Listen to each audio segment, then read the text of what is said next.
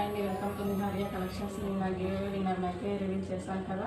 Madam వచ్చేసి మనకు address అయితే సెండ్ చేశారు. సో ఇప్పుడు సారీ అయితే ప్యాక్ చేసేస్తున్నాను. మేడం వాళ్ళది వచ్చేసి వనస్థలిపురం అంతా పార్సల్ అయితే రేపైతే డిస్పాచ్ అయిపోతుంది.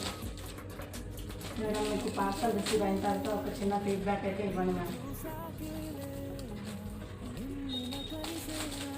మనసే వీడినదే తెలిసే